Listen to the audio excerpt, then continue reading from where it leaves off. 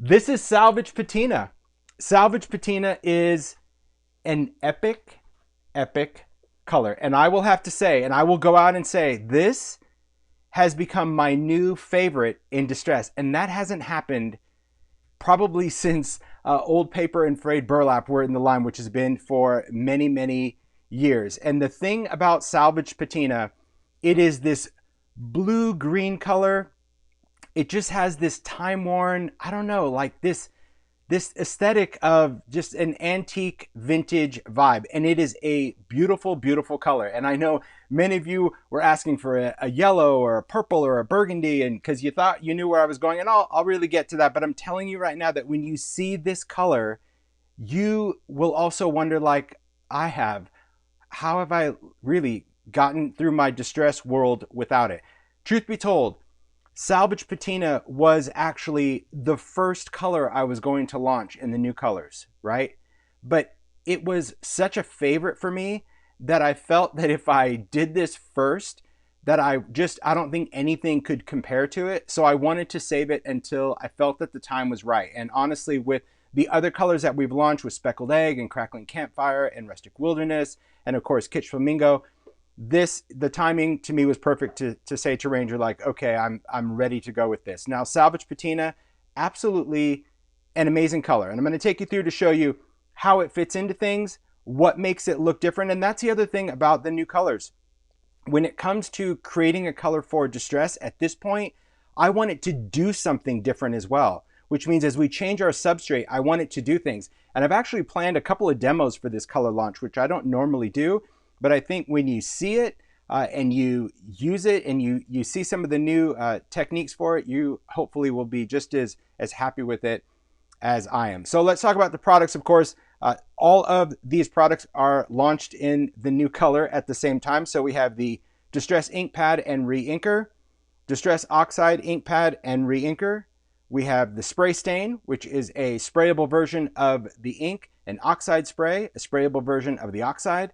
We have paint, which of course is a water-based, waterproof acrylic paint. We have the embossing glaze, which is a translucent glaze, and of course the pin. Now, in addition to the new color launch and the pin, for those of you that are collecting the pins, we have sets 7 and 8 in the collector enamel pin, which means there's only 2 more sets to go, and then all of the original colors will be revealed in the pins. And yeah, we're really getting there as far as having the palette. One other thing I want to mention though about the pins, because I know some of you are collecting them, some of you just like the new color pin. The pins are a limited release, meaning these are one and done. So when we launched the pins from the very beginning with Speckled Egg and we started doing the sets, once these sets sell out, they are not coming back. So if you are a collector of pins, keep that in mind, that this is a product that Ranger did really for more of the promotion of the new color. That's why I wanted them to bring back all the original colors as well. So by the end of the launch, I would have every color of distress we've done in a pin. But yeah, once the sets are gone, they are gone for good. And same thing with the individual pins. So if you're a pin collector, well, you know how that is. We collect. Okay, so let's talk about Salvage Patina. I'm going to go through and talk about swatches. We're going to show you some amazing makes today. And then, yeah, just kind of get into it. Just have a launch party. Thanks so much for all the great comments. I'm reading them fun. Many of you are surprised with the color because, yeah, you had your heart set on something specific. But really, don't be disappointed, because I think that when you see this and when you see really, as with any color, let me just move this off to the side. I like to get a nice little setup going. With any color, a new color is a new color, and it's going to do magical things with the colors that we have, right?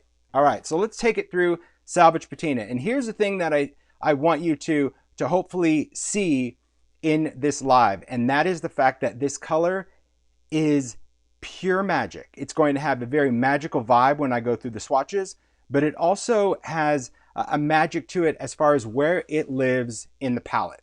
So I'm going to take you through that first, as to where I see it in the palette.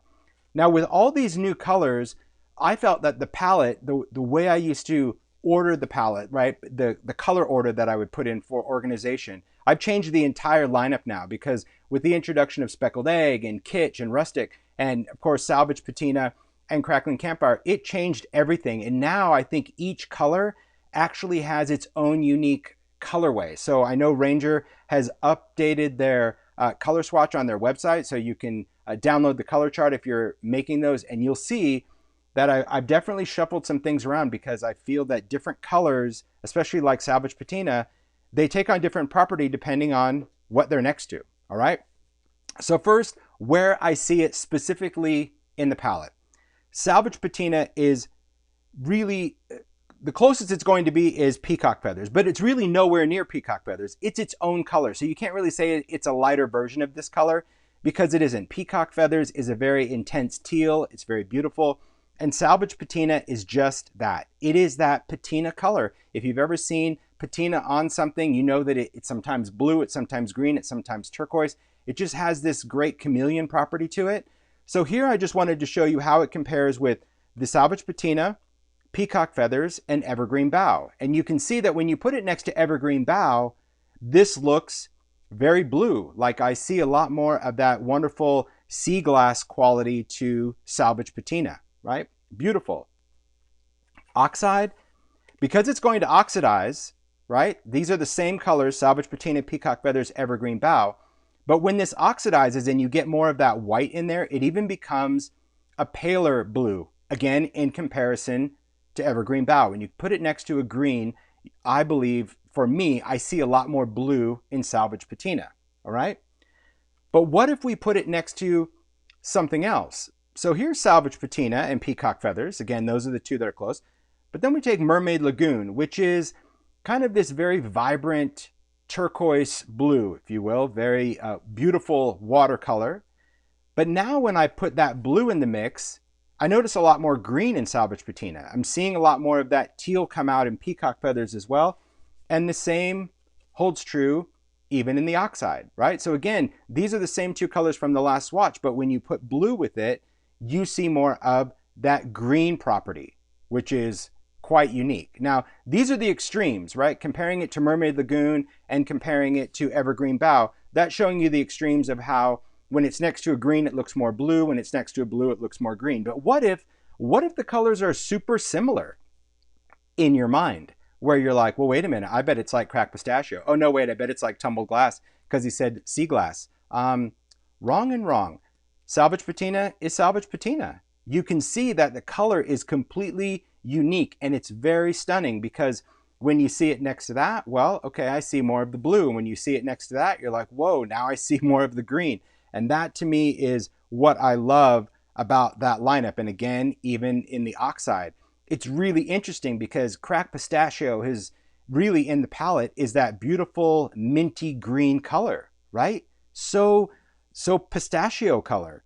But when you see Salvaged Patina, you're like, man, this really has become so green. I don't notice the blue-green that was in cracked pistachio because this color, this patina color, is what I've always wanted to create. And if you've seen any of the demos before, if you've watched like when I do paint mixing where I'm trying to create that patina color and it's like a little bit of blue, a little bit of green, but then you don't want to get teal, that is why Salvaged Patina has been on my wish list for years because it is that perfect color that is very challenging to create when you're mixing blues and greens. So I just think that the chemists at Ranger nailed that color. I love it. So seeing where it fits in, that's what's interesting, right? That's why I couldn't say, well, here's where it kind of goes in the lineup. I'm like, well, you as the maker are going to decide, where you want to utilize it and where you see that void in the palette of a color that you may or may not want to use. Again, I never assume that, hey, there's a new color and you have to have it. Not at all. You might look at it and go, no, I've got this, but I wanted you to see really how it differs from the other colors in the palette because it does differ. Now, for sprays, I like to talk about this all the time, especially for people that love sprays. I love sprays. It makes really quick backgrounds on tags and cards. An easy swatch, right? Because sometimes this is just done with the ink pad swiped out. But sometimes you really want to get that really close visual. You don't want that break in between the colors. So this is just a piece of distressed watercolor cardstock. And you can see from the spray stain, I did Salvaged Patina, Tumbled Glass, Evergreen Bough, and Peacock Feathers. And it's really interesting when you see them as a spray. That's a beautiful blend right there. That's a beautiful blend right there.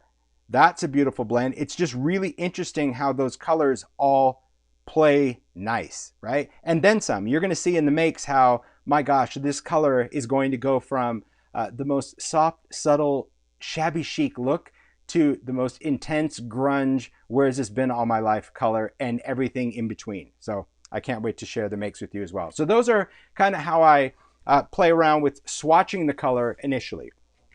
But then I want to put it to the test. And I say this all the time, that as a maker, you really should take any of the products, not just Distress, whatever products that you have, you should play around with the substrates that you like to work on. Doesn't mean you have to make this whole deck of swatches, but this is a great thing to do on those creative block days where you just don't have any inspiration to make anything.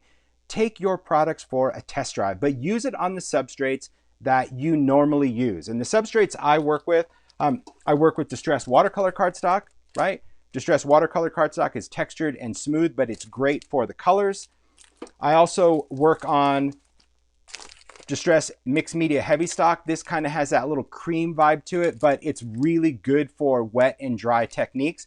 This is the same surface of the Distress tags. This is also a thicker version of Diane's journal. So if you're a fan of Dilutions, as I am, her paper in her journal is a thinner version of this. That's why it works so well. So thanks, Di, for letting me have that in my line. She gave me the yes, go for it.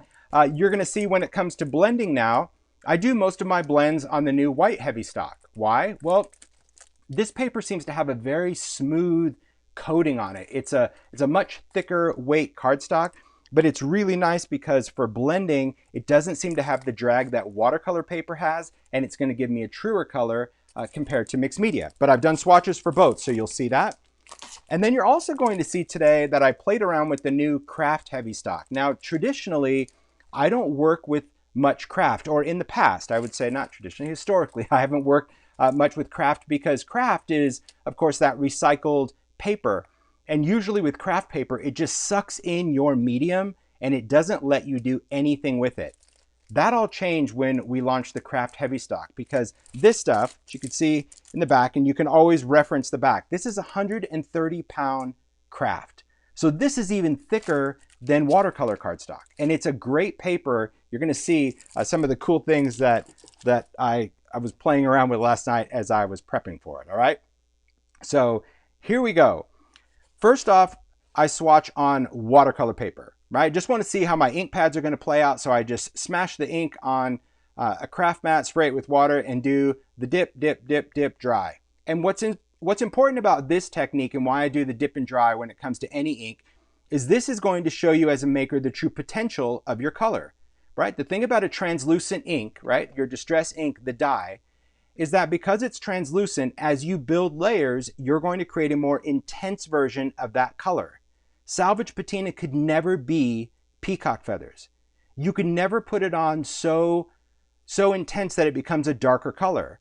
So sometimes people they kind of discount the value of a color, and they just assume, oh, it's just one step down in a Pantone book, it's no different. Well, that's a huge mistake. That just means you're really not paying attention to color, because what you get in a palette, and why it's important to really look at the highs and low tones in an ink palette, is that some of the lighter colors can become intense versions of the light color, but they can never be a dark color. That'd be like saying the more pink I add, it's going to eventually turn red. No, it'll just be a vibrant pink. So play around with your colors that way, and by doing this kind of wet and dry, you're able to see from Salvaged Patina that it can be this really nice, very pale sea glass color, or this really intense, rich patina color. Like, again, I think the deeper it gets, maybe the more green you get out of it. So blending, well, blending is going to show you that lightest shade. So here's the same ink pad. This one is just blended with a blending tool, and this one is layered with water, right? Same exact ink pad, same color, but just how you apply it, you're able to really expand your color palette. And that to me is what's important as a maker. Do you need to have all the 65 colors of ink? Well, no. I mean, I know some of you will say, oh, of course I do. But my point is, depending on your budget or how often you use inks, play around with what you have and layer them in different ways, because you might discover that by adding 2 or 3 layers of that color, you might get that perfect tone that you're looking for. So now when we switch substrates, right? So this was watercolor paper. This is that mixed media, right, that I said is a little cream color. The beauty of this is look how that color changed, right? Salvaged Patina went from more of that bluish to more of that greenish. Why? Because our paper went from white to just a little bit of that cream, and that cream impacted it significantly. That's so cool. And we noticed this with Kitsch Flamingo as well when we launched it, that it turned it almost neon. This, it didn't turn it neon, but it brought out a beautiful green aspect to Salvaged Patina. Now, same way in the blend, right? So by blending it, look at that, beautiful blue, little beautiful green hue. Again, just simply by changing up your surface. Now with oxide, because this is a fusion of dye and pigment, you see a subtle change, but not nearly as drastic as a dye, because dyes are translucent. Oxides, because it's a fusion of dye and pigment, we get a lot more of that lighter blue showing up because that's the oxidation. See that cool, when you add water to oxide, it oxidizes. So we're getting that white effect, which I love how it pops out this brighter blue. But when I work on mixed media, it did create a very cool, interesting color on here that I didn't get on watercolor paper. See that? So it created, I don't know, almost like it's like a periwinkle color. It's very interesting what that did when I added water, and that's because it's mixed media. So you don't know until you play around. Blending, like I said, a little different, right? But because we're dealing with the pigment, that pigment being opaque, yes, we can see that this has some green properties, but not nearly the difference as when we were only working with the dyes. Then we get into sprays, and our sprays are going to be fairly similar to our ink pads from intensity, but with a lot easier use, I should say, in the sense of I can spray it on, I can add water, and I can get that look. Now sprays, of course, when you spray it on and you blend it with water, you're not getting that same build. Let me go back to the first one. I'll just kind of dig through my pile, put them in order later. You're not getting that same intensity. So let me just show you here, right? Ink pad spray. If I were to keep layering the spray, I would get to this, right? But this was just a couple of sprays, splatter with water, and you get what you get and you don't throw a fit. And that's the cool thing about a spray. It makes very quick backgrounds. You're still getting that great gradation of color. And because both the spray stain and the oxide spray are sprayable versions of a product, not simply a re-ink or watered down, I'm still getting all that movement and play in both mediums. So same color, different papers, totally different effect. Oxide spray, wow. Now oxide spray, because we're spraying on so much of that oxide and we're adding water, we're getting way more oxidation than we do with the ink pad, simply because we're staying fluid on fluid on fluid, right? And by keeping that fluid movement on a surface, we're getting a lot more oxidation when it dries. And the cool thing about oxides as well, you can always add water to them. Even after it dries, you can spray it with water and it will oxidize even more. So oxides will continue to oxidize if you add water. Then we'll get into paints. And what I love about Distress Paint is that it is a water-based, waterproof medium. So if I use the paints with water, I get really cool marbly effects that are permanent. So this is completely waterproof once it's dry. So I can add ink over this or sprays or anything I want, or you can simply paint it on and it has a beautiful hue to that. And I like the fact that when I'm using this, if I'm going to paint, I can use this to paint on metal or plastic or wood or fabric. And again, it's going to be permanent. Now, because we're dealing with paint, depending on how you apply it, well, that's going to, of course, impact its color as well. Again, because it's a pigment, you don't notice that much of a color difference between watercolor and mixed media. Slight, very similar to oxide. But this one, because we've added water to it, we're getting more of that pigment to kind of spread out, and we're seeing that shift in there. So I do like the fact that with paint, I am able to still get both of those colors, just depending on how much water I add to the surface. And then we will talk about the embossing glaze. Now the embossing glaze, it is an embossing powder, but it is not an opaque embossing powder. Embossing glazes, Distress embossing glaze, are all translucent. And because it's translucent, we're able to see right through to the substrate. So using the glaze, there we go, there's our cool shine.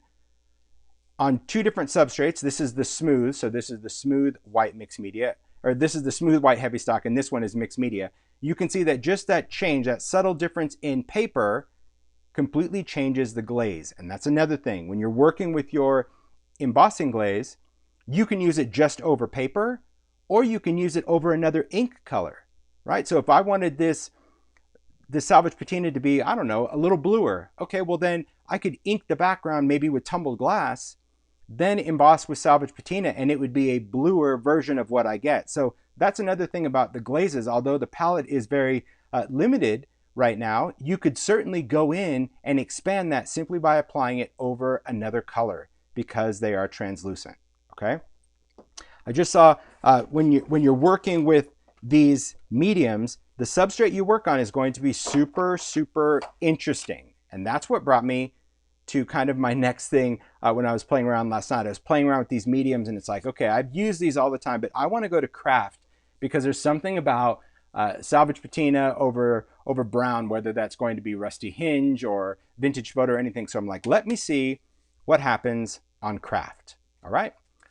So here we go. This is Distress Ink in Salvaged Patina over craft. Now again, this is that craft heavy stock, so it's much thicker, so my ink sits on the surface, which is nice. It was allowing me to build, something I've never been able to do on regular craft paper, because when you put it on there, the color seems to vanish. But you'll also see that the color is still nearly not as punchy as it is on white. Why is that? Well, because it's translucent. So what happens if we take the oxide? Okay, whoa, the oxide, totally different. It's almost like a completely different color ink pad, because all we're seeing now is really the oxide, that kind of oxidation hitting the surface. Most of the color, because you can see how subtle the color is permeated into that surface when we're wetting it. So this is Salvaged Patina ink. This is Salvaged Patina oxide. Totally changes. And I'm like, whoa, that's cool. But what if, because that's it, the what if I do both? What if I put some ink on my craft mat, some oxide on my craft mat, spray it, dip a little here, dry it, dip a little here, dry it? What would happen? Would I get anything different? Would it just be the same? Well, I got the best of both worlds, right? See, the best of both worlds by utilizing the intensity or colorant in an ink, the cool dye pigment fusion of an oxide together. Hello, magic. Look at that. So you can see it. You can see those sides. And so I didn't just do dye and then just do oxide. They are both inks on my craft mat with water. I didn't mix them up. I just dipped in one of them, dried it, dipped in the other, dried it, and just kind of go back and forth, drying in between. And that is what's going to create those beautiful layers, that depth. And the more oxide you put on top, well, the more you're going to get that brighter look. The more ink you put on top of that, well, the more you're going to add this color. And you as the maker really get to control the outcome of combining both of these. Now this is ink pads. Would it work the same if I did spray stain and oxide spray? Absolutely.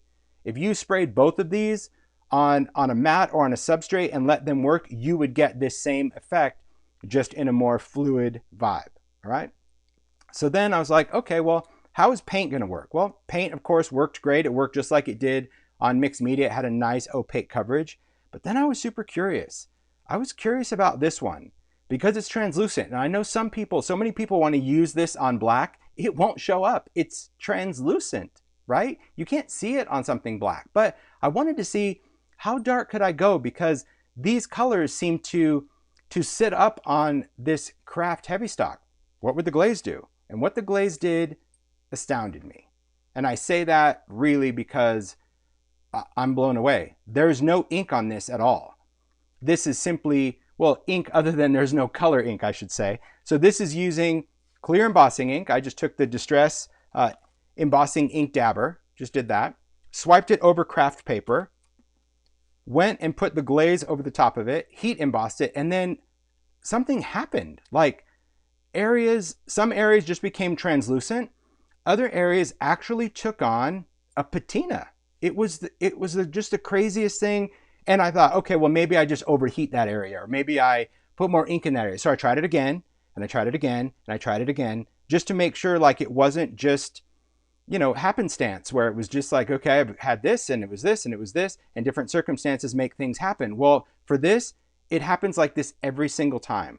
Something about this glaze on craft, and I haven't tried it with the other colors, I'll be honest. Following this live, I'm probably going to start playing around with the other glaze, but I think it has to do with the fact that this is a 130-pound craft, because if you've ever tried to emboss on craft paper before, it's like your embossing powder gets sucked into the surface.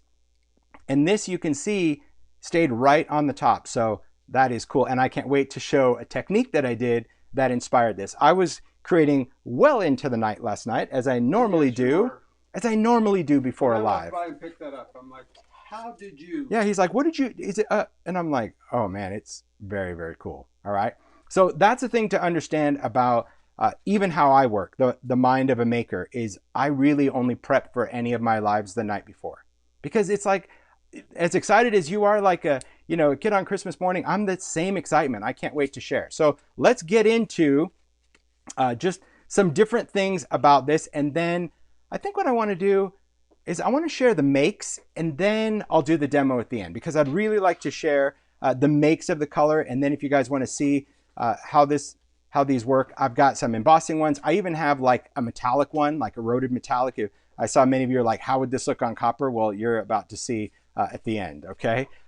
It's a beautiful, beautiful, beautiful color. So we're going to go in and share the makes. And I want to say a shout out to the top secret team of makers. There are 4 makers that get the color well in advance to make makes for the launch. And in fact, there's actually several makers out there in the social universe that got their box of color early, and in the hopes that they are inspired and share. So thank all of you who got their box early, also for keeping it a secret.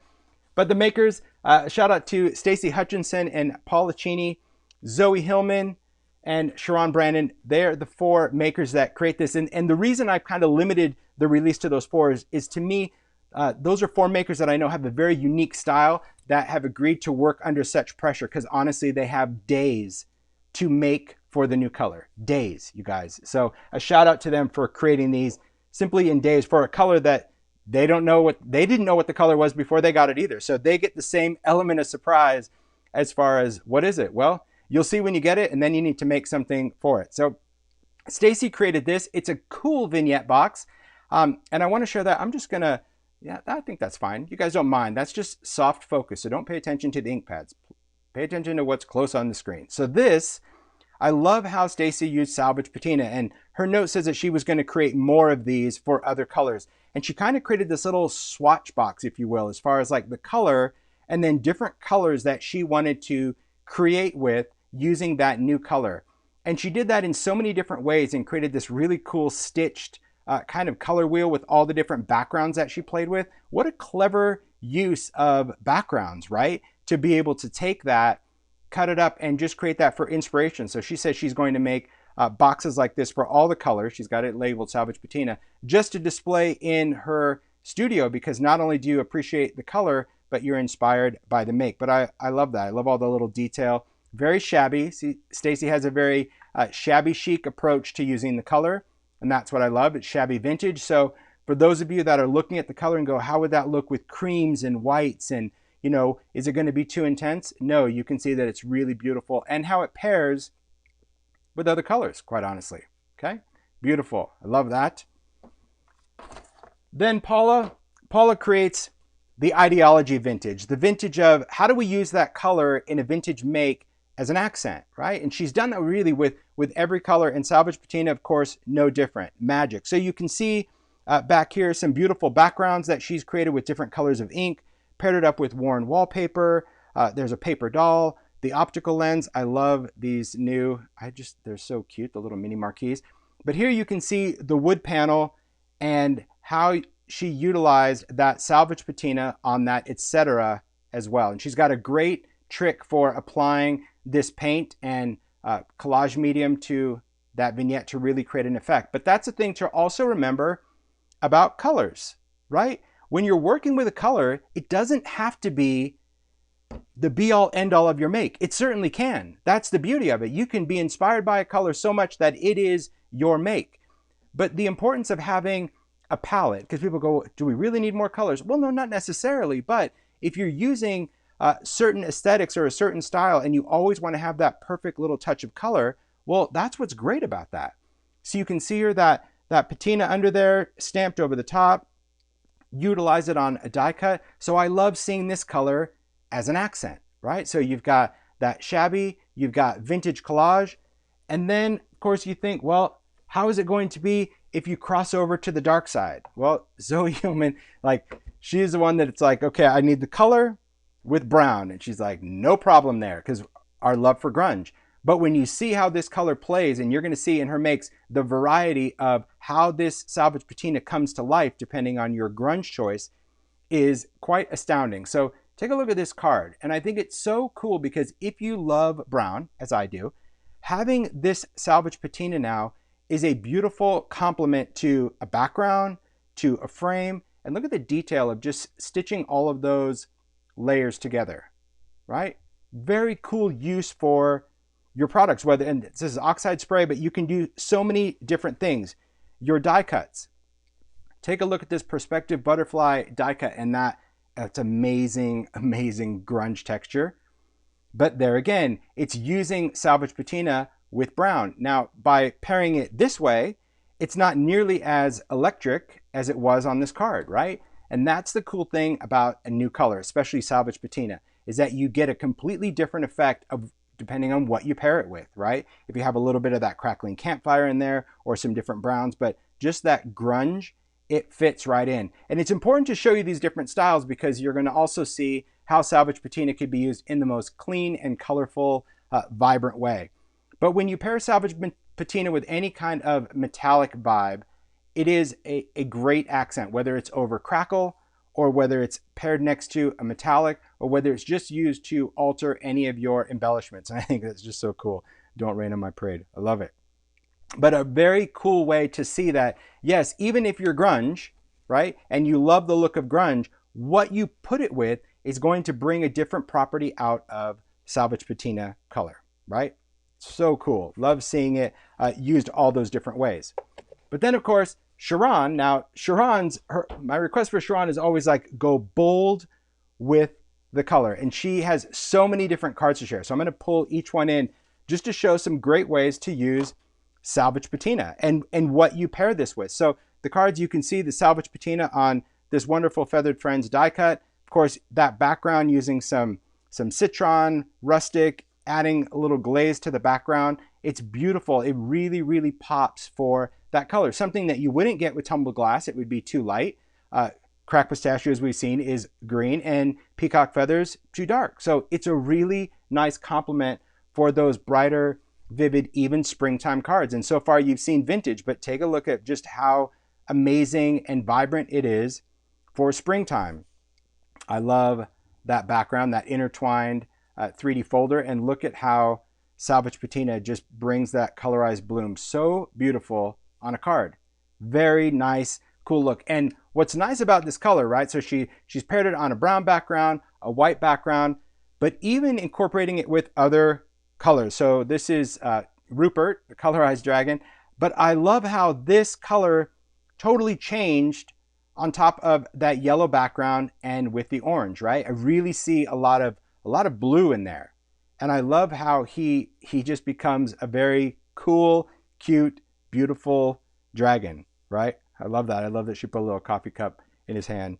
Just waiting to see if my coffee chooses to use its powers for good or evil today. It's a very charming card. But again, another use for Salvaged Patina in a completely different way, because you think, well, if I pair it with, is it going to look more green? No. But the beauty, of course, of any time you add that is, what is that going to do to other colors that you have, right? Be that Victorian velvet or worn lipstick, or if you just got kitsch flamingo. A subtle blend is absolutely stunning. To see that as almost like a twilight color in the background. Very soft, very subtle, very beautiful. And pairing it with other colors, that is what's going to bring out the magic of Salvaged Patina in your makes, right? Just trying different things. And I think having that background with that black die cut, really cool. But then if you just utilize its background for all of its intensity and use it as a background with another pop of color, man, look at that. Look at how it really brings the front of that card. It's just these poppies are just absolutely stunning. Beautiful how seeing the different levels of how Sharon has used this color on cards. That just shows to me the true versatility of a color, right? Whatever you're using it, however you're using it, that's the important thing to remember about even the colors you have. play with them to their different levels of intensity. If you only use one of your colors one way, today I challenge you to get out those colors and just try mixing it up. Try just using it really pale, really light. Try building 5 or 6 layers of it. Try mixing it with something else to see if you can really create that whole variation from a single color, because that is the most exciting, not just with the new color, but of course with any colors that you have in distress. That water reactive property, the fact that it's going to maintain its color integrity, that is the beauty of distress, right? It's the beauty of it, because you'll see that sometimes you look at a card and you're like, oh wow, it's a beautiful green color, and then you're like, whoa, beautiful blue. Wait, green. That's the whole thing. Is it blue? Is it green? It's salvaged patina, right? But then of course, this could be used in many mixed media ways as well, and I think that that's important. So when I talked about the color and I talked about utilizing it in different intensities, Stacy created these cards that, again, very shabby, very beautiful, very soft. So by adding a lot of water to that, you're able to get a softer side of any color that you pair it with, right? And these cards, they're beautiful. I love the stencil background, right? By doing monoprint with your stencil, die cutting through your background, leaving some of those elements white, embracing the space, because that really creates a visual pop of any of those colors. And this is kind of like a first and second generation as well, right? Because when you get that watercolor effect, you're able to bring out different levels of intensity by adding in that salvaged patina. And what you pair it with, what it comes close to, is either going to bring out a bluer vibe or a greener vibe.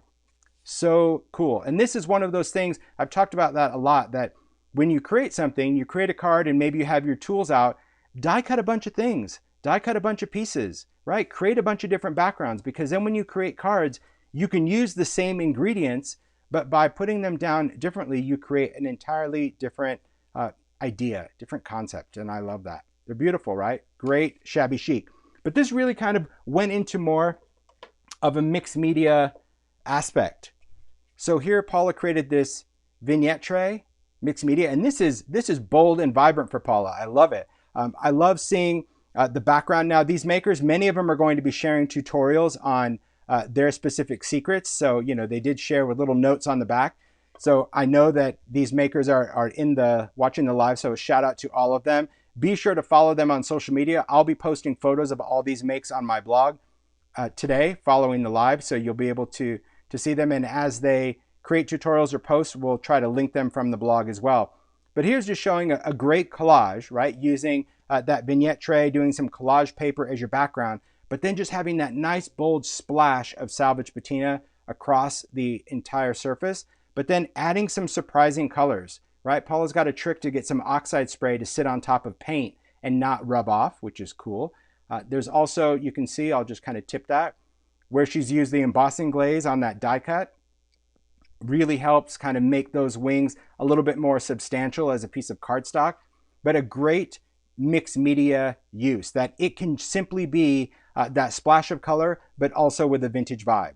So you don't always have to cross over to the dark side. You don't always have to stay shabby. You don't have to be clean and simple. You can fall wherever you like. You do you. That's the important thing. You have to do what inspires you. And just because you've created one look doesn't mean your next make can't be a completely different look or different style, right? And Sharon created this. Again, colors, right? Very similar colors to what Paula used, but in a more bold, intense way. That's the beauty of styles for different makers and creating anything mixed media. This is just a little canvas panel. It's a little board. This is probably one of Dina's boards. And I love seeing that glaze on the faceted heart die cut, right? See? The same way Paula used glaze on the wings, using the glaze on the heart, it really gives any die cut a lot more substance. But seeing all the different stamping and stenciling in the background and blending around with that color, you can just see how it really creates a beautiful bridge in between all of these different colors. I'm telling you, salvaged patina, it's the jam. It's just, because seeing each time how it changes from one thing to the next, one thing to the next, that's the important thing. So from a softer approach, Paula created this journal, a fabric journal. And again, she has a lot of very cool ideas and techniques that I'm sure she's going to be sharing. But this is the Ideology fabric journal that she has disassembled, right? And then reassembled. That's the other thing about the fabric journal. It does come sewn, But if you have a sewing machine and you like to sew, you can take out that center stitch, work on the pages individually. I even think she removed a signature, so you don't have to use all of them, and then you can stitch it right back up the seam if you want. But what's great about this is that she used the Salvaged Patina in very unique ways, mainly on the collage paper. So this one is spraying the collage paper, the Ideology collage paper, with the color and then applying it. And this allows your dots to actually stay more on the surface, because if you spray it on the fabric, sure, it would go on the fabric, but it would also kind of soak into the fabric. So I agree. I think it is I don't think it has to be perfect for me. I think the pressure for them is creating something without the color, because I believe that there's beauty in everybody's creativity. I don't think there is a level of creativity. I think everything that everyone brings, we all have something to contribute. And that's why these unique ideas always inspire me, because it's something that I just wouldn't think to do or wouldn't think to pair. So here you can see that color directly on the fabric, right? Seeing that in there. Again, another trick. She played around with using the stains directly on the fabric that she'll share, I'm sure, on her blog, but a totally different look than when you sprayed it on the collage paper, right? So if you want that speckly fleckly look, that is from the collage paper, or direct on the substrate, you get much more of that blending. I thought this was really unique. This is actually painting on the collage paper, right? On the underside, the backside of collage paper, because collage paper is printed, this particular one is printed with all that really nice bold black outline. And so adding that color of paint to the paper, so she was saying, you know, surprised that the paper didn't dissolve when she was painting, but collage paper is really meant to be, well, collaged with, which is great. And you can just see all the different levels of Salvaged Patina, whether it's painted very light or very intense. And I love seeing all the colors that she pairs it with. The paper dolls, there's just no one better at tinting those paper dolls, really. Every time I see Paula's work, I know many of you are just like, man, just to watch her paint and color and layer, it's stunning. Even the little detail work. And again, the color choice of what it's paired with. Each time I see this color, as I turn the pages of the book when I was looking through it, I'm like, it's just really crazy. I can call out patina because I'm looking for that color, but depending on what it's paired with, it does change its whole appearance, because then you go to the next one, you're like, oh wow, it looks way more green. Then last one, it looked more blue. And just all those little delicate details to a fabric journal. And this is kind of my size of book that I don't feel I can't complete. I think this is something that is definitely doable as a little junk journal, and certainly a great foundation, because everything is already, it's even stitched around the edge. The Ideology journal comes with the stitched edge so it doesn't fray out. So that really allows for all of your favorite sprays and paints and mediums to work on this great substrate. It's a wonderful canvas, wonderful thick canvas. All right, now, of course, for the final makes, I still needed to go to the dark side. I had to show you the variations at the beginning, then I had to show you clean and vibrant. I wanted to show you some mixed media, but of course, you know, in my heart, I love the grunge. I love the steampunk. So Zoe created this vignette. That's using the new Circuit. That's the Circuit multi-level folder. Very cool background for this. The gears, tiny lights, all the bottles. So you have the tiny lights in the back of this. And how cool is that to light up? So we're talking from a vintage steampunk look, right? It's a great color because it's not too bright, too vibrant, but it certainly adds that wonderful level of vintage grunge. And I think it's just such a cool look to it, because usually when I'm trying to play around with blues and greens, you do have to be careful with browns because you want it to complement without it looking like, you know, you've got brown on a very vibrant background. So I love that. And I just love the tiny lights. These are the little tiny vials that she's turned into those big light bulbs. Isn't that cool? I could turn on and off tiny lights again and again and again. And then we have these that Zoe created as well. And it's just astounding when we see the makes that you can take a color and they see it so differently, right? That's what I love about this. So if you are into collage and mixed media, these are the etc. tags. So this is still a number 8 tag, but you can see that this is a thick board. And I love that Zoe gives me all the little notes of the mediums. I think that's really cool as a maker. If you're creating for yourself, jot down notes of what you used, because imagine a month from now, or in my case, an hour from now, and you totally forget what you are doing. It's really great to pick up one of your makes that you like and you're like, how did I do this? And you just have some little notes to kind of recollect that. But take a look at the beauty on this tag. We've got, I love just that drip of a little rusty hinge, right? Could be some frayed burlap in there. There's a whole mix of grungy goodness in there. I'm not sure. Maybe there's some crackling campfire. Who knows? There's that wonderful signature hat and collar, and I love seeing that impresslit wing on metallic paper. Look at how Salvaged Patina just pops on that. And then the paint rubbed over that texture paste to give it that perfect little level of oxidation. But then you see the same color on something much darker, much grungier, and now it just brings out this beautiful blue vibe. You can see that over the 3D. That I love that typewriter where it's embossed in the metal. You get that cool, worn look, but then look at when it's paired with that warm brown. The glaze, the crackle, oh, just that bug is a whole lot of goodness right there. And I love how, you know, the shaping kit just adds that little bit of shape to it.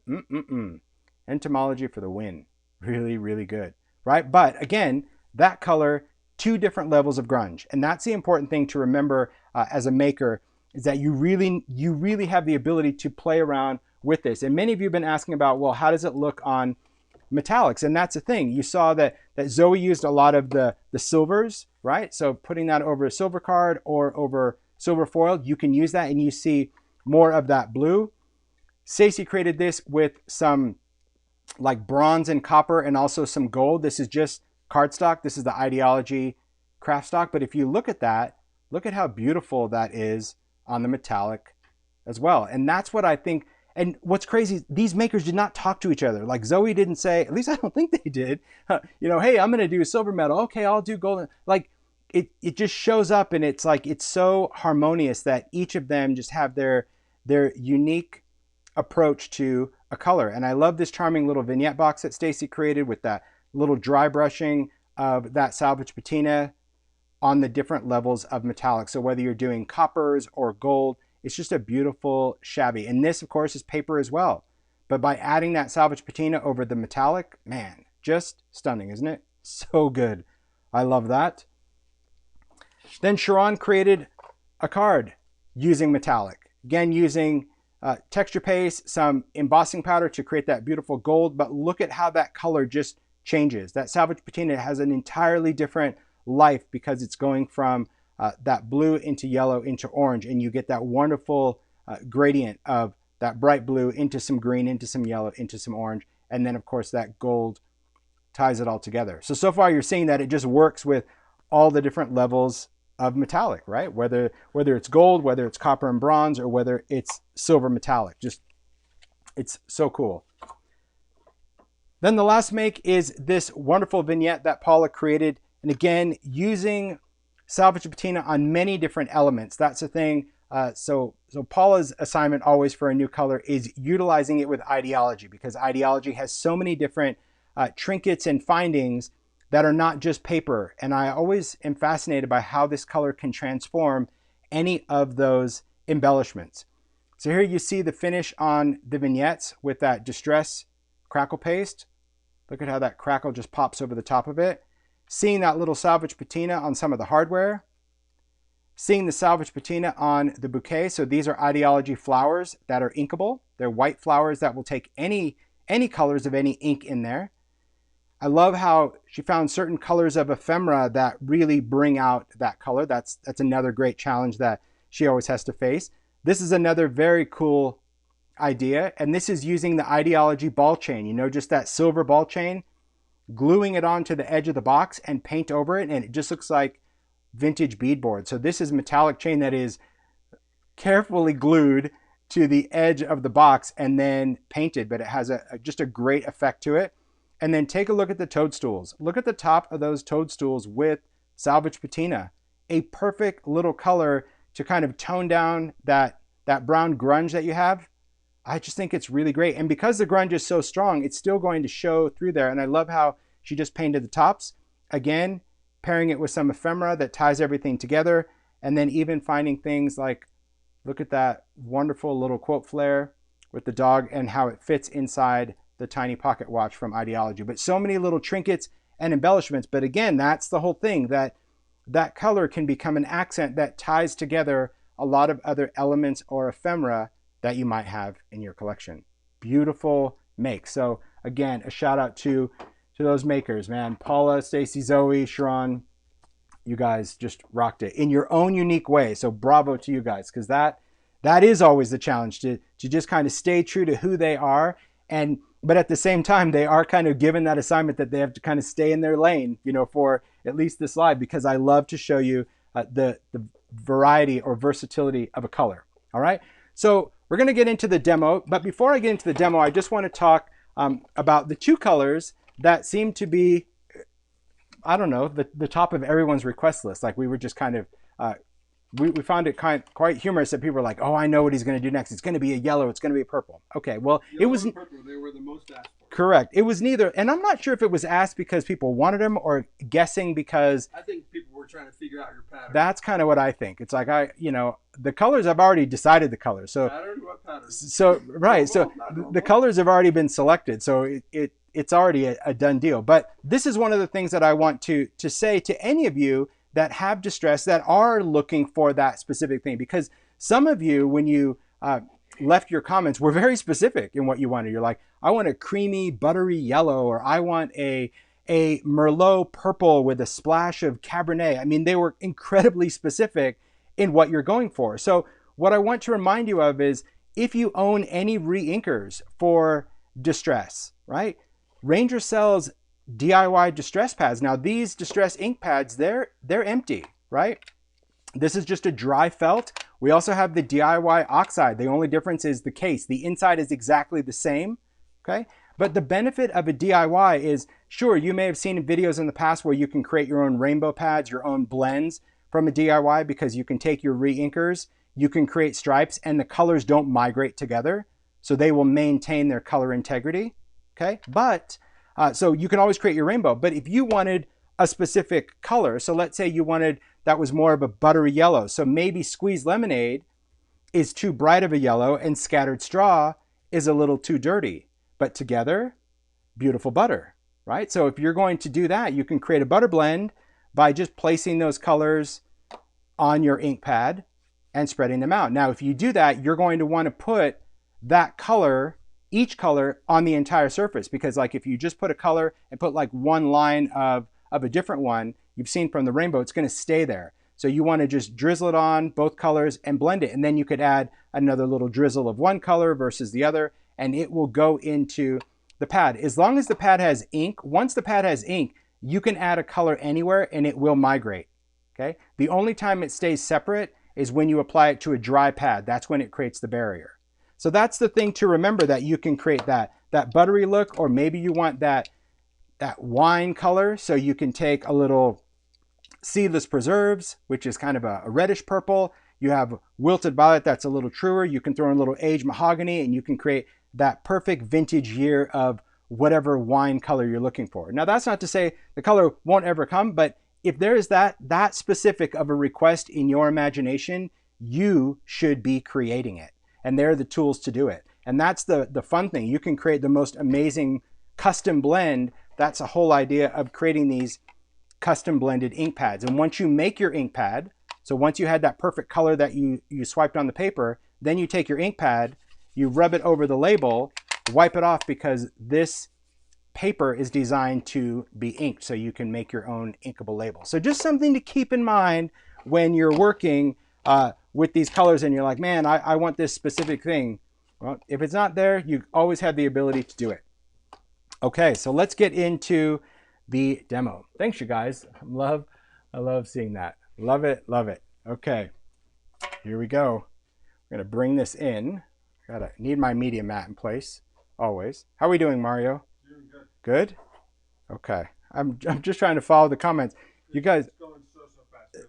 it really is, but I'm telling you, it's really, really crazy. Pam said, what if you want a vibrant true color? It's hard to create multiple colors though. Yeah, the thing about a true color, you're probably never going to find a vibrant true in distress, because you'll find some vibrant colors, but distress always has a bit of dingy or nostalgic to it. That really is by design. Okay, let's take these. I'm not sure, I'll put everything off to the side, you guys, because I don't need everything rolling around if not. So the first thing I want to create is, well, let's just do a background. Let's do that. I can't wait to do this. I've been wanting to do this, and I haven't even done this before. I've said tomorrow, I'm just going to do it on camera. It'll be fun.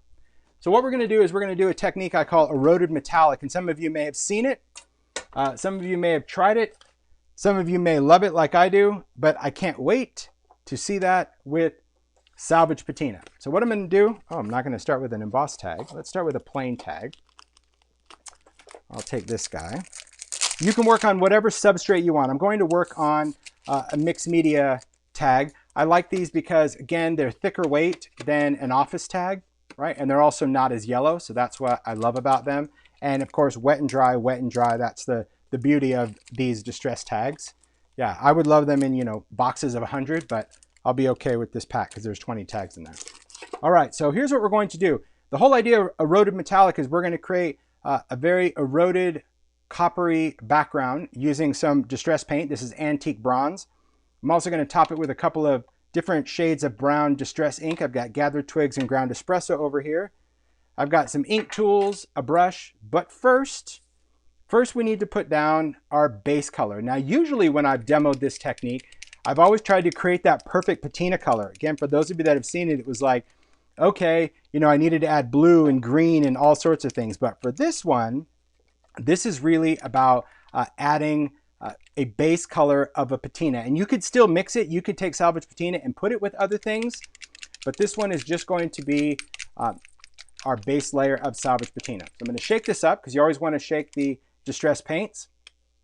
Flip that open, squeeze some paint onto the mat. That's where I like to keep the messy part. You can use a paintbrush, you can use whatever for paint. I'm just going to use blending foam. I think that's just going to make it easier.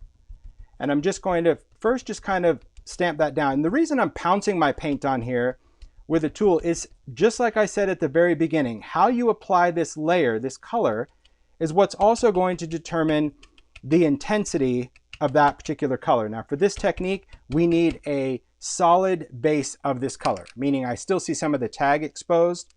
So I want to put a little bit more of that down. I love how I can control the paint from that flip top. Just makes it so much easier to pick that up. Now, if you want to swipe it, sure, you can swipe it. See how you can get that nice smooth blend, but this is all going to get covered up. So that's why I definitely want some darker areas and some lighter areas of Salvaged Patina. Okay, so it doesn't have to be perfect. You just want it to be covered. So there we go. We have a layer of paint. Now this needs to dry. I'm just going to dry it with a heat tool. You can let it air dry if you want, but this layer does need to be dry before we move on. Really, really important. All right.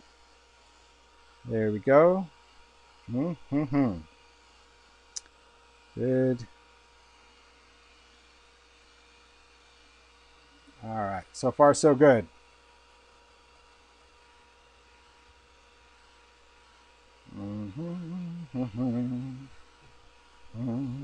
What? Oh, well, what do you got? You got to wait for the paint to dry. You do, yeah. And you'll know if it's dry. If you touch it and it's not wet, it's dry. Yes, so there we go. We have a dry layer.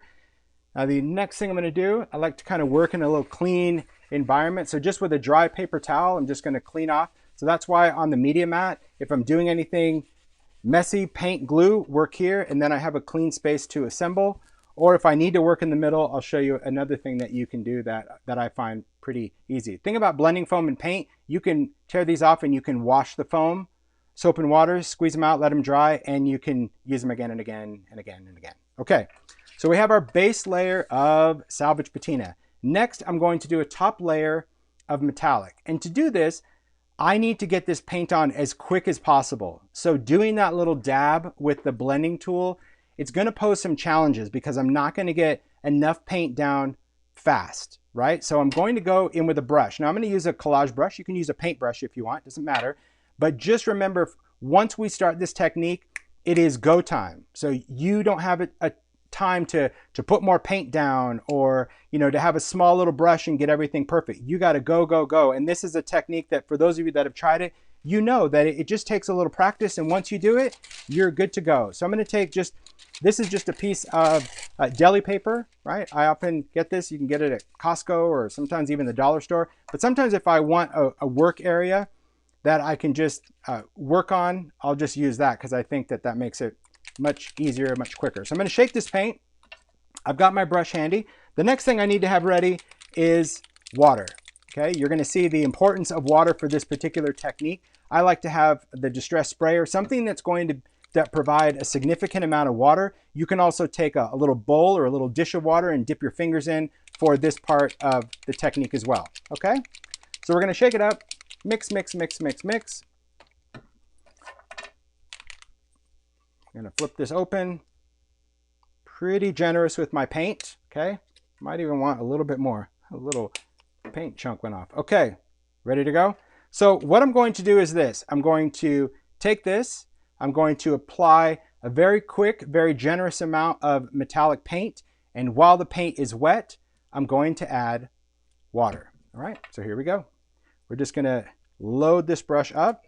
We're just going to start putting that paint down as quick as possible. Very generous with that layer of paint. And that's why I like the collage brush, because the collage brush provides quite a bit. I'm going to take my water. I'm going to do some drips, little drippage. I'm also going to just do some big kind of puddly bits there, because maybe that's what I want.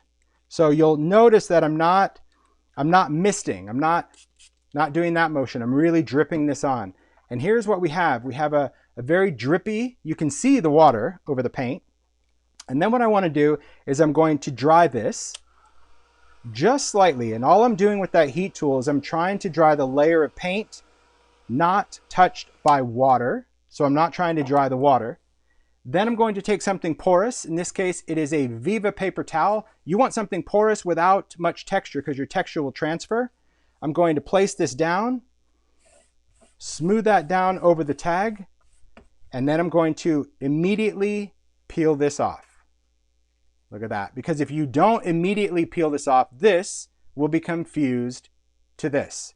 And what we've done is we've created eroded metallic. Shut the front door. And here is why this technique worked. If you remember at the very beginning when I was talking about the properties of the product, distress paint is the only distress medium that is permanent when it's dry. So by putting that layer, oh my God, that Salvaged Patina, I can't even stop. Okay, the first layer of Salvaged Patina was dry, which means it was permanent, right? So by putting over that metallic layer, it wasn't going to re-wet or mix with that base color because that is distress paint. If my layer was ink, it would not have worked. If it was ink, it would have just re-wet that ink. So it's important that we're working specifically with distress paint.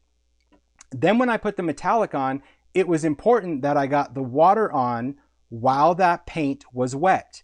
Because if I put, like, let's say a light layer of antique bronze down and then put a second layer, that first layer, that in between, probably would have dried to the color. We don't want that. We want that paint to go on, and while it's wet, keep the areas wet. And so that's why I added little drops, and that's why I added bigger areas, because wherever the water sits, it will keep that bronze paint from drying onto my substrate. But then I needed to dry what I want to dry, because if I just sprayed with water and did the paper towel, it would have taken off probably most of it, if not all of it. So we still needed some areas to dry, and that's why when you go in with your heat tool, just look at it. You'll see where that metallic that doesn't have water starts to kind of almost matte a little bit. You'll see where it's dry, and then it's paper towel time. And with the paper towel, you want something, again, very porous. If you have a texture in your paper towel, it would transfer. It could be cool, right? You could have little dots or diamonds, but then once you smooth it out, which absorbs that wet paint, peel it off, because acrylic paint has that property of glue, and if you leave it on there, or you tried to heat it, or you brayered it 5 or 6 times, when you go to peel it off, chances are a lot of your paper towel is going to stick to the tag. So that's what we've done here. This is just going to clean up with water. For now, I'm just going to put it into a wet paper towel, or if you had a baby wipe, that's going to be fine. So if you're ever working and you don't want to go clean your brushes, or you don't have a cup, just wrap it in something wet, and that will keep your brush totally fine until you have time to clean it up. All right, let me get this out of the way. We're not done with the patina either. That's kind of the cool thing. We're going to do another step to our patina. And again, I just do this with, the reason I clean paint with just something dry is because, remember, these are still water reactive. So if you go in and you spray water to clean your paint, you're just making more paint, right? So that's why I just go in and use a dry paper towel to clean it. Just cleaning some of that off because it looks like it looks like I've got metallic fingers. Okay, there we go. So here's what we have so far, right? So far, so good. We're going to take it to another level. Here we go. So I'm going to dry this because I want to make sure everything's dry before I do the next step. Yeah, so see, for those of you that blinked or stepped away or, I don't know, late to the party, it's like, what happened? Cool, right? Okay, so here's what we've got. We have a dry tag, Salvaged Patina, antique bronze, but we're going to grunge it even more. So now we're going to take our ink pads, okay, both of these little guys, and this one's just going to be really quick. And I'm using a domed foam. I'm using a new one, and I really want to get some ink on here just to start, okay? But here's how I'm going to apply the ink to the tag. I'm not going to do my traditional blending. I'm actually going to just take my ink pad and go direct to surface, okay?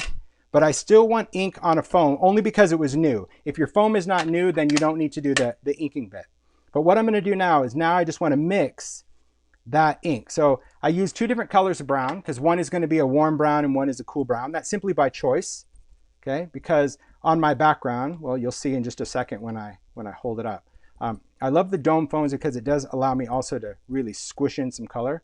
Okay, so you can see even from my inking, you can see that there's some like darker areas than light. Okay, so next I'm going to go in, I'm going to do water again. Not missed it. I'm just going in drippy drippy, right? So that's what I love about the sprayer. It does allow me to just do some drips. Just get it to where you like it. This one doesn't matter what kind of paper towel. I only save my Viva towels for the paint part. But now I'm just going to lift off this water, okay? And look at what we have. Oh my gosh. Let me dry this real quick before I hold it up. Because here's what the ink did, right? So I'm just gonna dry this up. Okay, here's what our ink has done. Take a look at that, right?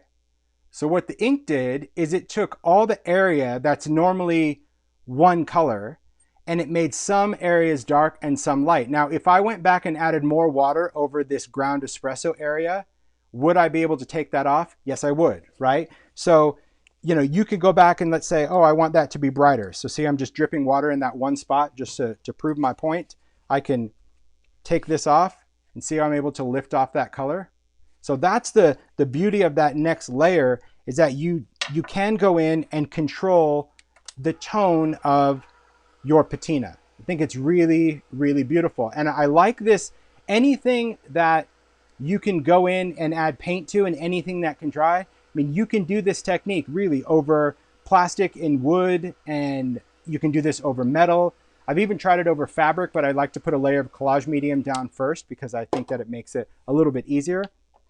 But now I can go back in, pick up some of that color again, and this time just do a little bit of a blend just around the edges, right? Just kind of here and there. Just to kind of add a little bit more of that color to it. Beautiful. And you could die cut this, you could do whatever, but pretty crazy that it's a stunning patinaed piece of paper. Salvaged patina, perfect color for eroded metallic, for sure. Okay.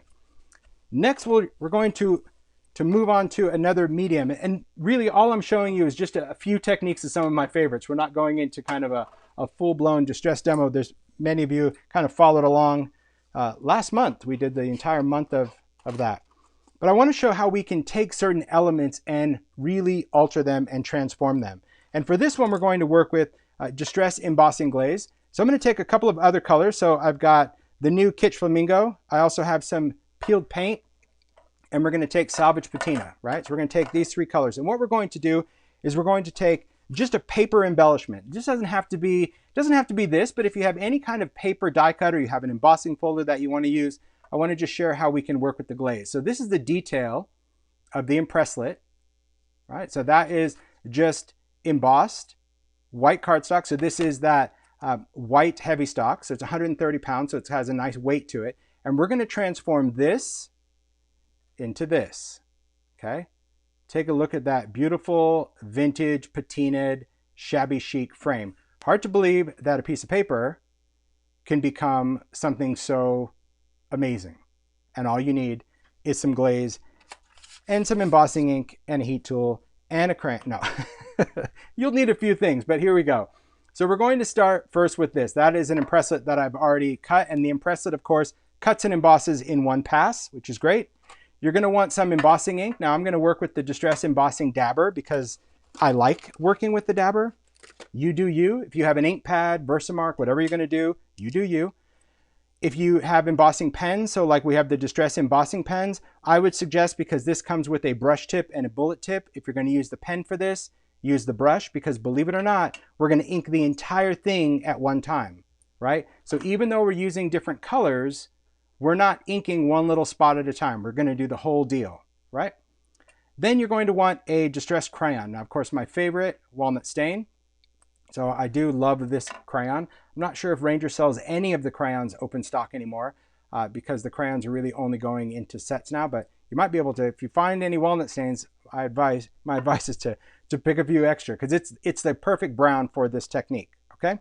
So what we're gonna do is we're going to work with the embossing ink. We're also going to do some embossing. And so when I do some embossing, I work in my splat box because if you ever do embossing powder and it kind of blows everywhere, I just don't like it on my glass mat. If you get on your glass mat, just if you have a Swiffer, that helps it out. But I'm just going to work on a piece of copy paper as well. So just know that that's going to come into play in just a bit, right? Those are the supplies. And then, of course, an embossing gun. So first things first, I'm going to apply my embossing ink, and then I'm going to be painting with my powders, right? So I'm going to have all my powders open and ready. There's green, there's some pink, and of course, Salvaged Patina. Now, you could use a straw, a little spoon. I just use my little pork chop fingers to go in there because you don't need a lot, right? But what we're going to do is anytime I work with the dabber, I always keep it upside down for at least a good 10 or 15 minutes before I start using it. Embossing ink is very thick. It's a glycerin-based ink. That's what keeps embossing ink wet for you to stamp and emboss. So all embossing inks have glycerin, and because it's like this thick sludge, the more you use your dabber, right, once it gets down to half, you can't just pick it up and use it and think there's going to be stuff coming out. It's kind of like cough syrup or maple syrup that has to get to the top. So I like the fact that it's flat, that I can just leave it like that, ready to go when I'm going to use it. So that's just kind of a tip that we're working with. All right, we're going to take that dabber. I'm going to dab it down because when you dab it, it does open the valve to release that medium. So I want to make sure that I can see it on the mat so it's like ready to go. And then I'm just going to apply it over the entire frame. And you can see it, even though it's clear, it's going to make your white paper kind of look a little gray, and that's just because it's adding some moisture to it. If you miss a spot, don't worry, but I like to swipe. I don't like to pounce it because if you get too much ink, it's a hot mess. You don't need that much ink. Believe it or not, there's plenty there. Okay. Next, I'm going to take that piece of paper because I'm going to paint with powder. And I start with the color that's most important. And in that case, it's going to be that my flowers are pink. And all I'm doing is I'm pinching it between my fingers and then I'm twisting my fingers together over the general area of where I want that color. This does not have to be perfect. If you are a little perfect person, then you might want to find the smallest spoons imaginable and do it that way. But for this, I always say you get what you get and you don't throw a fit, and I like that. So next I'm going to green. And so I'm not going to go over the pink, but I'm going to go next to it because I think that's where some leaves are going to live. And that's the other thing. If you miss a flower or you miss a leaf, who cares? It's vintage, right? If you've ever seen like vintage frames or something, you know, a lot of times stuff is painted weird or off register or whatever that is. And all I'm doing, you can see I start at the top and I just kind of twist my fingers together. Once you're done with a color, you know, flick them off, brush them off, you know, the garbage. Don't go back into a different color with powder on your fingers, right? That's important. So now we've got the two colors. Next, we're going to take Salvaged Patina, right? Yeah, tiny, how tiny? Yeah, we don't need tiny spoons. All right, but maybe somebody really might like that. So now I'm just twisting Salvaged Patina and I'm kind of filling in the blanks. And when I say fill in the blanks, you don't need a lot of powder, right? Some people on this final layer, I think this is where things go wrong because they want to take that jar and they want to dump the rest of the powder until there's no cardstock showing, and then you just see that you end up with too much. All right, that's plenty. So I've got the color on there. I'll hold this up so the camera can focus on, see that? Then here's what we're going to do next. Next, we're going to pick this up. So I'm just going to lift it just so I can get my fingers under it. And then instead of tipping it one way or the other, I'm going to tap underneath with my fingers to get the powder to dance. Okay, so watch the powder if you can while my fingers are dancing. I'm not sure where the camera is going to focus. Okay, I'm just going to move around. Move around. Okay. And that has placed the powder where it goes. Now for this, I like a little bit of added distress. So before I go in and emboss, I take my fingers and I still go in and wipe certain areas off. I don't rub everything, right? But I want it to be worn. So you can see some white there and some white there and some white there. And maybe I want a little bit there. Because again, I'm going for vintage. If you don't want vintage, you can skip this step. Okay, so here's what we've got. Now I'm going to set this aside. I have to heat emboss it. But before I do that, let me just quickly cap these up super fast. Now, what do you do with the leftover powder? Well, I personally just throw it away because it's translucent and it doesn't provide the most beautiful color, but some people save it as a party mix and they just kind of do their thing, right? Because all the colors are going to mix together, but you do what works for you. There's not a lot of powder being wasted. So I think some people just get a little too, they freak out, their freak. Okay, a little Swiffer on there. That's what's going to take away any, get that brush off. It's going to take away any powder from my glass. Okay, now it's time to emboss. All right, we're going to emboss this. I'm going to work in the splat box. You do have some options. If you are someone that uses like a clothespin, you don't really have that luxury because you can't put that over the top of this right now, but we'll navigate around it. So now we're going to take an embossing gun, right? Something that's going to focus heat versus a craft tool. And I'm going to heat emboss this until it melts. All right, so here we go. I'll try to hold this as close, but I still need to see because I don't want to burn myself. So usually it takes a minute for the heat tool to warm up. But if you don't want to hold this, you can certainly set it down and emboss. Okay, I'm just holding it up for the camera. Normally it would be sitting down in my splat box until it's embossed. All right, there we go. Now we're cooking.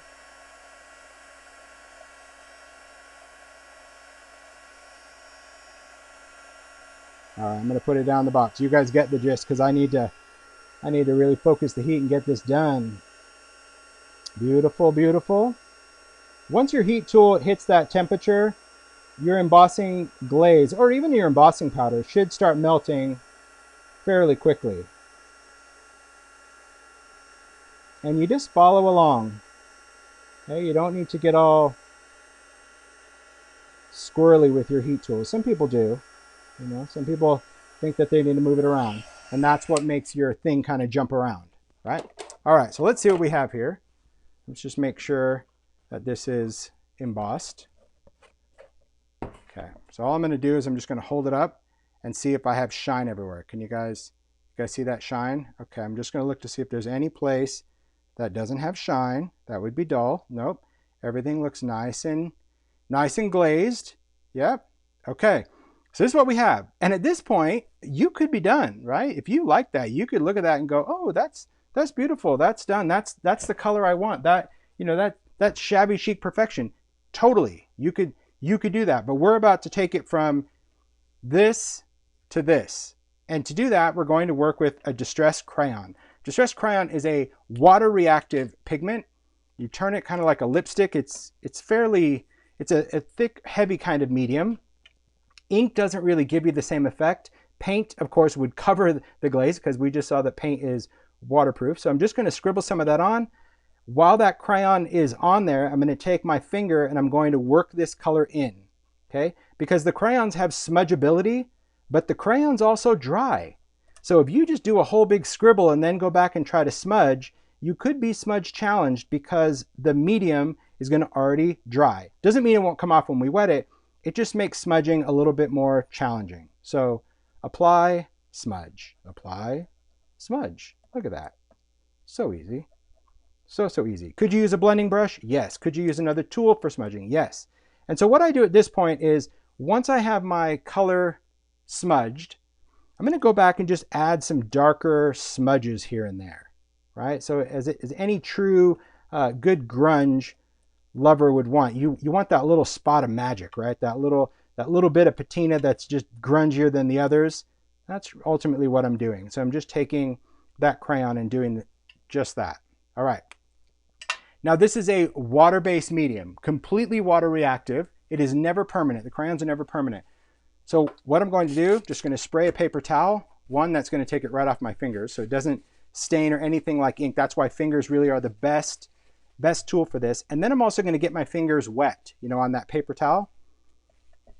And then I'm just going to start removing that color with just a damp finger. A baby wipe, I think, too wet. Wiping over this entire thing with a paper towel, still, I think, too wet. But you do you.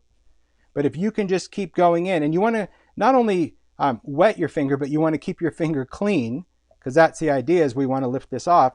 Now you start to reveal that beautiful glaze. And you get to take off as much of that grunge as you want, right? If you don't like that little grungity bit there, you could just go in and clean it off. I happen to love it, right? That area that I put more intense color, or that's the area that I kind of rubbed off the glaze, where it was just down to white paper. Any of that white paper that has no glaze is going to take that brown even more intense. But what a beautiful embellishment. And this is something that you can go in and take and just sit and make these. Take your paper, die cut them, take punches, run them through an embossing folder. It doesn't necessarily have to be an impresslet, right? You might take a background of swirls, take a circle punch and punch out a bunch of circles, and now you've got this cool thing, right? And that's the beauty of taking an impresslet and totally transforming it into something different. And this is one of those great things that you can sit down, get out your basic supplies, and just make a bunch of these paper embellishments, put them in a dish, and when you're ready to make a card, you know, whether it's going to be a birthday card, a friend card, Mother's Day card, whatever kind of card you want to create, you can find that perfect embellishment. Frames are fun, not just for photos, but this is really great that you can put die-cut flowers coming out of it. You can put a sentiment. There's some great things that we can go in and do that. So that is the beauty of this. All right, here we go. We're going to clean this up, and we're going to take you through and talk about another embossing thing that was inspired by something I showed earlier. So this impresslet, I've shared it before, but I wanted you to see that beautiful magic of Salvaged Patina, right? This color, I'm telling you guys, it is truly something. So you remember at the beginning, I talked about Salvaged Patina. Let me just get this. I just want to make sure that's not going to fall. Okay. I'll find it here. We talked about, I'll find it. There we go. This one. Remember when I said craft and the Salvaged Patina embossing glaze just did magic on paper? It just did that. I'm like, whoa, this is so cool, so amazing. I wanted to kind of create something really, really unique. So here's what I did. I'm like, well, what if that worked on just flat paper, what would happen if I took an embossed piece of craft paper? So this is a multi-level embossing folder, right? It creates these multi-levels. So it's a little different than a 3D. It doesn't have the contour. It has more of the stacked. And those stacked edges are going to play to our advantage, right? You'll see that those lines are actually going to play to our advantage because we're going to take a piece of craft paper and go from this to this. What? Yes. This is a beautiful glaze panel. It looks just like a metal panel. This could be cut up and applied to a vignette box. This could be put on anything, but I'll show you that what's really interesting about this technique is not just the effect, but the glaze has all these different color variations throughout our background, right? So cool. That's the good of this, right? Here we go. So what I'm going to do, and this is what I use. This is just it's called a multi-level, and it was the swirl one. That's what I used to emboss this first. But you could try with any embossing folder, honestly. I just like the fact that multi-level, you'll see that it grabs that color a little different because of the multi-level. So let's take you through on how this is done. So for this one, I'm going to start with my background. I'm going to take my dabber again, and this time it's only going to be Salvaged Patina glaze, right? So I'll get all my stuff ready as before. And I'm going to apply this. Now I'm going to apply it to the embossed or the raised part of my paper. And I'm going to go over the whole thing. So I'm fine with the ink. I'm not just trying to hit the high points. If you only want to hit the high points, then you would work with a brayer for that. This is all about doing the entire card, right? And that's really why I like the dabber as well, because I can just swipe that over the top. And you can see, I don't know if you can see, but it's like, it's a subtle change of the color. So I can always dab it just to get a little juicier. And I'm just going to go over the entire card, flip it around, again, dab it down. And as long as you're pressing down, that valve is open, dispensing ink. Again, the whole benefit of a dabber is to put a nice thin layer of ink and not juice it up with an ink pad. But if an ink pad's all you have, that's fine. Just kind of go a little sparingly at first. Next, we're going to take Salvaged Patina glaze, and we're going to generously cover this. The excess is going back in the jar, so don't worry about that. There we go. Take this off, and we're just going to tap. Don't be a flicker, right? But you can also go in just like before, and you can use your fingers to just kind of do a little dance on the top of it, and that's going to take away a little bit more of that glaze in certain areas. Again, the reason I do it is just because I like things to be perfectly imperfect, right? I don't want it to look this way. You also can embrace your imperfections. You don't have to worry if something happened or you missed a spot. Oh, that was all intentional, right? Okay, that goes back in the jar. Move this over here. Let's do our little cleanup real quick. All right, and clean this off again, just habit. Okay, and bring in the splat box. Again, that's just going to catch most of that overflow. Not everything, but most of it does. Uh-oh. My embossing gun. Sometimes it gets a little hot. We'll try to cool it. I'll cool it. Mario will cool it. All right. But you can't take it because I need it. Okay. I think there's a can of air. This one, man, it's seen its days, right?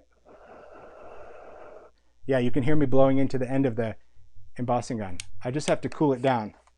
But while we're cooling it down, I'll start with this guy. You'll see this is not my favorite, but it'll do something. It's just going to take a while. All right, so I'll start with this. And then once that's cool, I should be able to jump into this. Because you can emboss with the Ranger heat tool. It just takes a little bit. Yeah, this one we can actually, there we go. Thanks, Mario. Yeah, so just had to cool it down. Now we're rock. The difference between those two tools, they're both the same temperature, right? Some people think that it's not as hot. It is, it's the same temp, but this one focuses heat, so it makes that heat actually kind of permeate the surface more. You can see where it's embossing right away. So let me just pick this up just so you can see just some of that glaze on craft.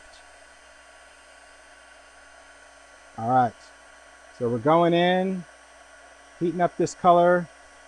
So good.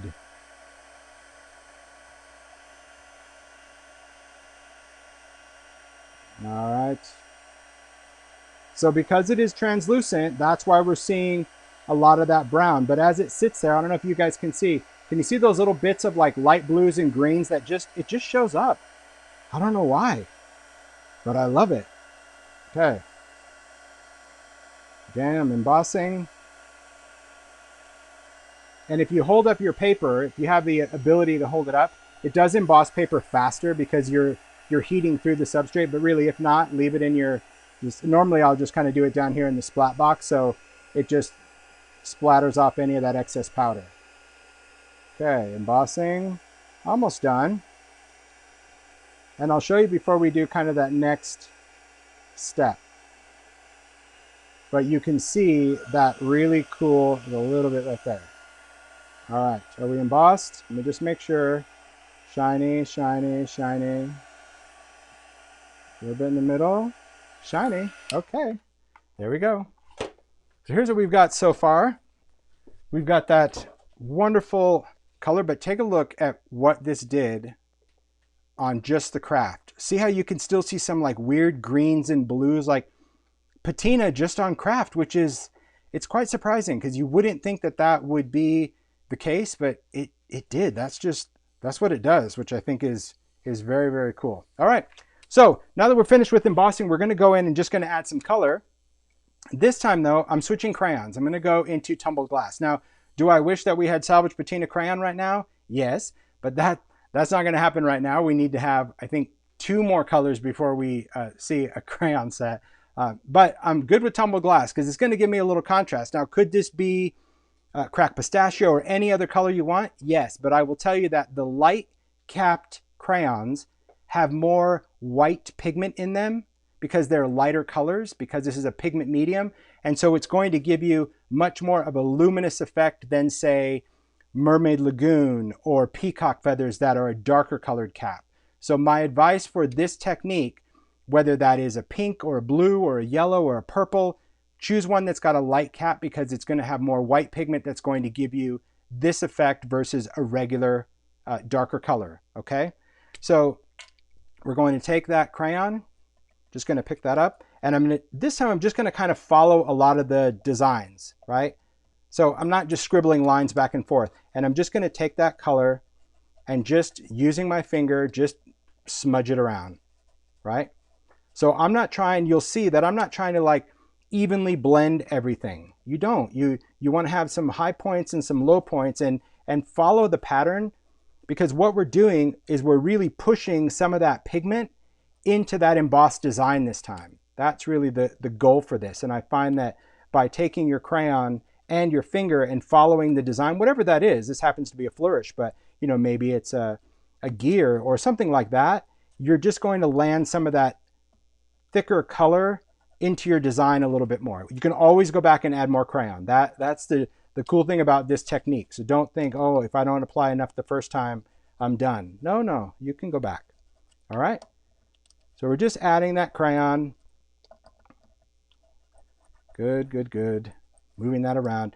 And all I'm looking for right now as I'm applying is to make sure, just like the last one, that it's thicker and thinner in some areas, right? So if it's too thin, then just go in and just push some of that in and don't smudge it as much. All right, okay. So there we go.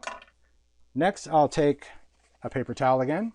Now this one is a different surface because instead of me just kind of lightly going over the frame, obviously I want to create a background. So this is one that I will use a paper towel. I still think a baby wipe is too wet, so I'm just going to spray a little bit of water on there, right? Just kind of work that in, and then I'm just going to take that and just lightly wipe over the top of this.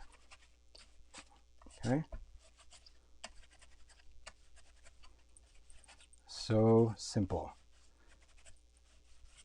And just create the effect that you want. So up here, I think that I took a little too much off. Yeah, no biggie. Fix that. Now it's back. And you can smudge that around. Move that. All right, take a look at that. Beautiful. And any areas that you want to be even lighter, just lightly go over that with that towel. And if you get a clean spot, that's going to take away any of, like, if you have, like, let's say you have a little haze over the top of something and you really want to bring up that craft, then just kind of do your final kind of light swipe with that clean paper towel, and look at that. Look at that background from a piece of craft paper. So cool. And again, any color. Now, I've only tried this with Salvaged Patina, but I could imagine that this might look really cool with other colors of glaze. Maybe they're greens, or maybe you try Kitsch Flamingo or Campfire. But playing around with craft was really kind of something that I didn't think to do. And for whatever reason, this new color inspired me to do that. And I just wanted to share that with you. So I hope you guys are excited about this. I just wanted to share a couple of my favorite techniques with the new Salvaged Patina. I think it's a very fun, very cool, very, I don't know, a much needed color, if you will. That's the way I see it. I looked at that color and I thought, yeah, this is something that really needed to be part of the collection, because you could see it definitely has its place. It has some great versatility from a technique perspective. The makes are just off the charts, and I hope that you really can enjoy and explore your favorite thing with Salvaged Patina. So we're gonna wrap this up. I'm very, very excited. Again, a shout out to Ranger, the whole team there, for pulling this up. I'm always just so so grateful that they're able to release so many different mediums in a single color at one time. I mean, that it just takes a lot of effort, a lot of logistics on their part. So I don't take that for granted. I really don't. I appreciate it. It's really good.